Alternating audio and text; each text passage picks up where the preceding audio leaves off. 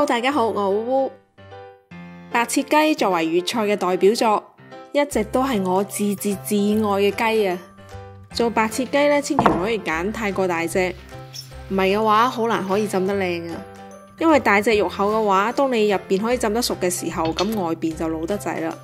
我呢隻雞光雞係1.2公斤左右。其實咧，白切雞應該人人都會做噶啦，但係估計會有唔少朋友會覺得自己喺屋企做就硬係做唔到酒樓嘅嗰種出品。咁樣好可能係因為忽略咗一啲細節同埋啲小竅門啦，同埋冇根據自己家庭廚房嘅條件嚟去調整個做法。斬雞腳咧，記得斬關節落少少嘅位啊，唔係嘅話一陣間熟咗之後啲肉縮上去就唔好睇啦。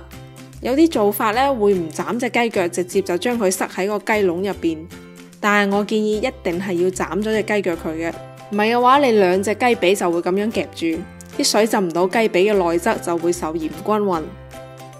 隻雞髀本身就係最難熟嘅位置，唔單止唔可以令佢咁樣夾住，仲要稍微同佢按摩下，咁樣會更加好嘅。將雞屎忽邊嘅嗰啲雞油扯咗出嚟之後，就留住備用先。再將雞籠入邊嗰啲雞肺啊，嗰啲亂七八糟嘅嘢整乾淨佢。哦，係啦，仲有一點，假如係冰鮮雞嘅話，一定要攞出嚟放到常溫先可以開始做呢個白切雞。假如直接攞隻冷冰冰嘅雞去浸嘅話，亦都會出現嗰種入邊熟透，外邊就變老嘅問題。仲有一個小竅門要注意嘅呢，就係個雞頸呢度一定要開個窿啦。等一陣浸雞嘅時候，啲水可以從呢度貫穿落去整個雞籠，咁樣先可以令隻雞最大限度咁樣均勻浸熟。個雞屎忽我就先唔切佢住啦，因為一陣熟咗之後個雞皮會縮上去就唔靚啦。咁清理完畢就攞去沖洗乾淨備用啦。而家嚟準備啲浸雞嘅蔥段同埋薑片。一邊切薑，我個心一邊喺度滴血啊！真係燒熱個鑊，然之後放油，細火將啱啱扯出嚟嗰塊雞肥膏煎出油。其實一般浸白切雞嘅做法呢，都唔需要先將啲薑蔥爆香呢個步驟嘅。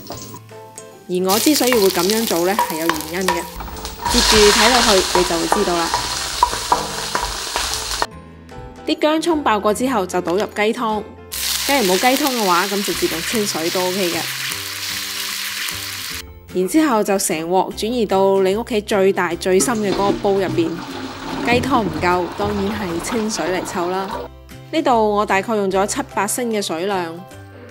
我自己個人會中意再加多2塊乾沙薑入去，增加個風味嘅。有興趣嘅話可以跟我試下噶。好啦，而家開始浸雞啦。等啲水煮滾之後，第一次浸落去5秒之後就提起身，然之後即刻放入啲冷水入邊，等啲雞皮收緊下先。但係其實呢個步驟呢，我試過唔做，感覺到最後都冇乜差別嘅。接落嚟就做大家都好熟知嘅3提3放。3提3放嘅目的呢，係令到雞內外嘅溫度平衡一致，等個雞可以更加均勻咁樣浸熟。所以千祈唔好好似有啲做法咁樣，每一次提放都浸一次凍水，咁樣就失去咗3提3放嘅意義啦。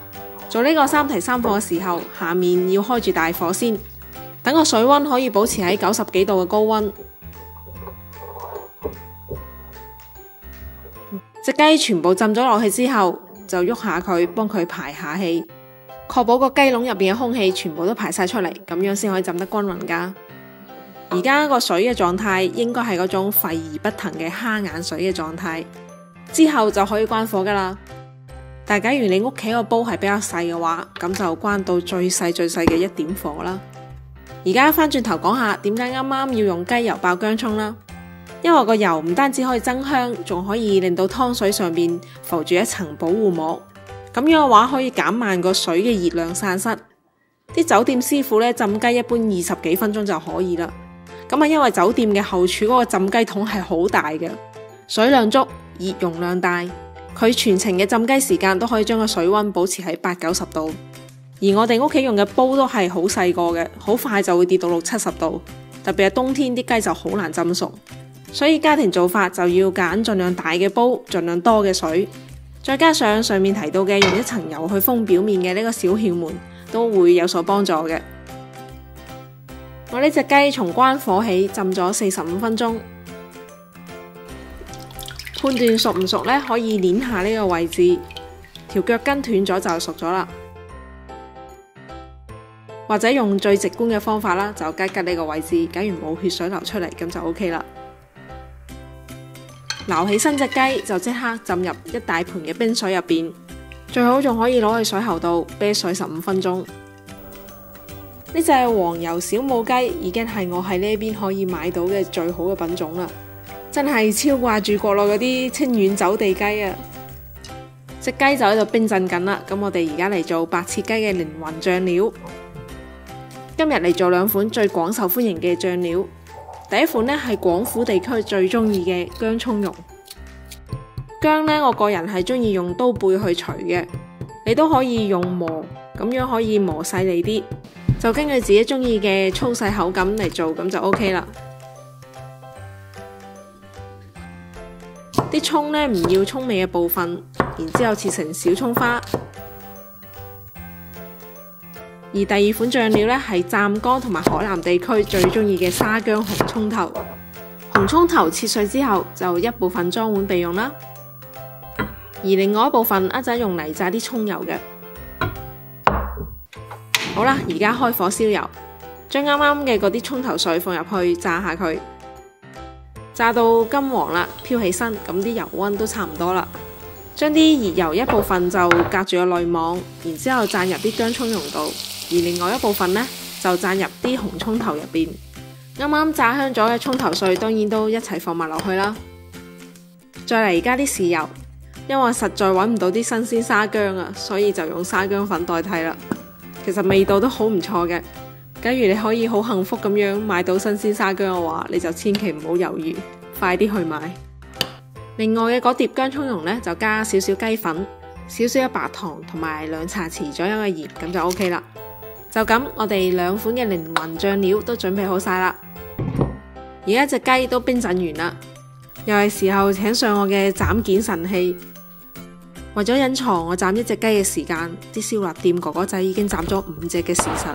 斬嘅過程呢，我就唔展示啦。噔噔噔噔，喺個錘嘅幫助之下呢，斬得都算均勻同埋好睇啩，但似乎擺得有啲逼啊。你睇下隻雞係咪浸得好靚呢？